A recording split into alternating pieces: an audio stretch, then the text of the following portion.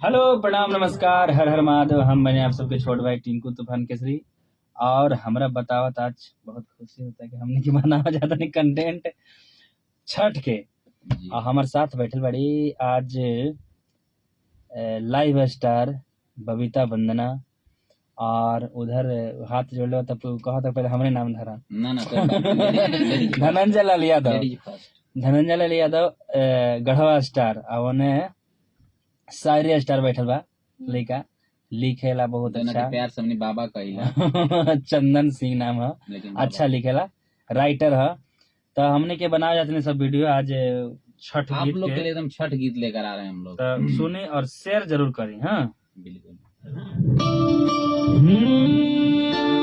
टिकू के पहले उतने धुन बजा दो तू एक बार, एक बाद गवाई। ई गाना से पहले बोला धुन बजा लो तो ई गाना गाओ पहले अच्छा हो कि कल बेली भीजल और तिवैया हो वाह उगी है दीनानाथ।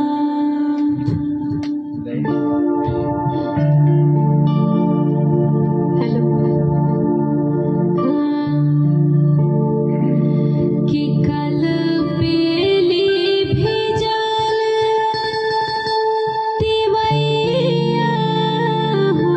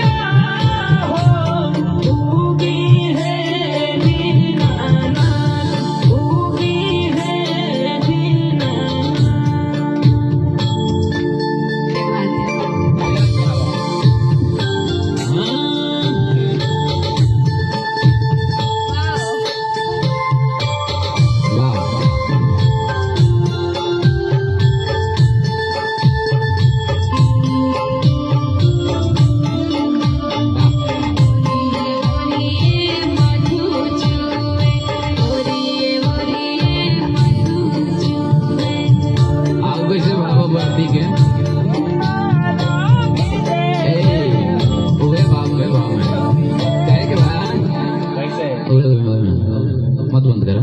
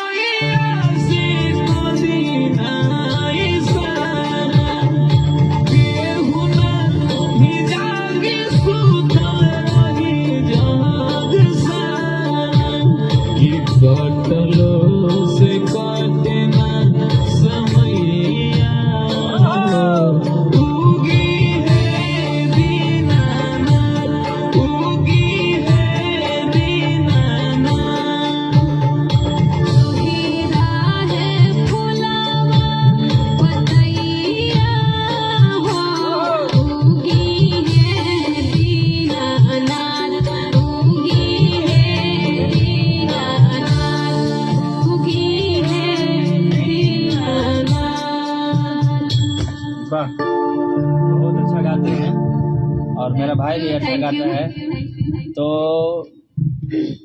और हम तो अच्छा नहीं गाते हैं। सबको अच्छा गाता है और बाकी सब आगे की वजह से तो हो रहा है। हमरे से कोई गलती हुआ होगा तो आप लोग माफ कर दीजिएगा, अगर गलती नहीं हुआ होगा तो शेयर कर दीजिएगा। बाकी छठ गीत है, आप लोग बाकी चीज को तो शेयर करते हैं, इस छठ गीत को मतलब इतना शेयर कीजिए। हाँ। बाकी मेकिंग वीडियो है, मतलब इस तरह से हम लोग कोशिश कर रहे हैं, मतलब ढेर सारा प्यार से डाल दीजिए आप सब। शेयर कीजिएगा ज्यादा से ज्यादा। और इससे ज्यादा क्या कर सकते हैं। बाकी हम लोग मिलेंगे तब नेक्स्ट तक वीडियो लिए में। Bye bye bye bye. जय छठी मैया। जय छठी मैया। जय छठी मैया।